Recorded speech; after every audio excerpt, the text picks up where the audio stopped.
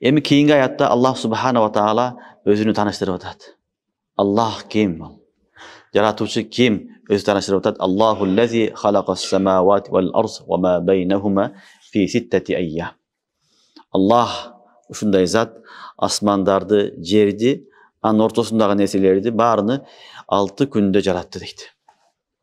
Аллах субхана ва таала өзүнү тааныштырып атат. Ар дайым Алла таалам афакый немелер менен өзүн тааныштырат, билесиңер. Афакый далилдер менен Алла таалам тааныштырат. Бул жерде дагы асмандар, жер, 7 кабат жер, 7 кабат асман, ва ма байнахума, ортосундагы бүт махлукту жараткан зат, ушулардын баардыгына 6 күндө жаратты дейт. Ортосундагы фериште, аба, булут, шамал, инсан, жин, хайванат, набатат, жамадат, суунун ичиндеги бүт махлуктун баардыгыны Аллах субхана ва таала 6 күндө жараткан. Түшүнүңөрбү? Кур'ан-ы Каримде Алла таала айтып атат. Хадисте дагы пайгамбарыбыз саллаллаху алейхи вассалам айтат. Неме күнү башталган? Яумул ахад башталган. Яумул ахад дегени дем алыш күнү. Түшүнүңөрбү?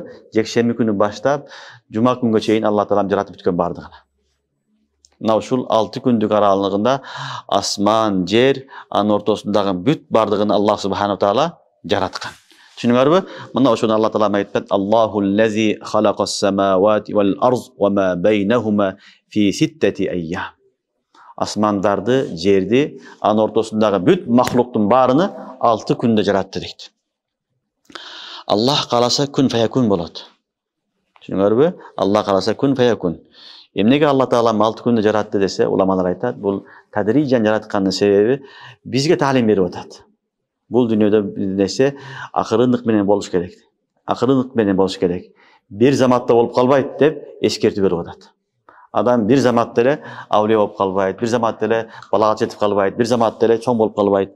Аста-аста, акырын барып, анан чоңойот, анан балага жетет, анан авлия болот, анан мансаптуу болот, башка болот, бүт бардыгы аста-аста болот.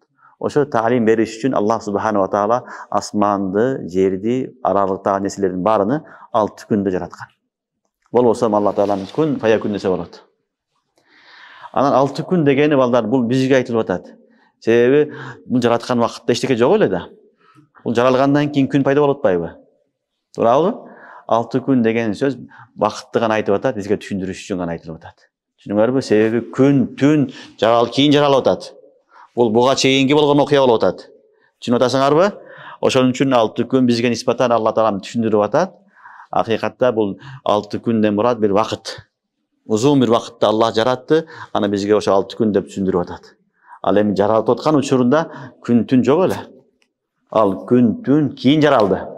Түшүнүңөрбү? Ошон үчүн Аллах субхана ва таала бул жерде Аллахуллази халакас самавати вал арз ва ма байнахума фи ситтати айям деген сөзү некен ишара кылып атат. Тадриджан жаратты, силерге бир нерсени шашпастан акырын кыла дейт. Тезде кылам десең, ал кемчилиги көп болот, айыбы көп болот, ал пышпай калат. Ошон үчүн ар бир ишти акырын пышырыш керек, аягына жеткизиш керек. Аллах субхана ва таала ошон үчүн асмандарды, жерлерди, ичиндеги бүт махлукту канча күндө? 6 күндө жараттым дейт.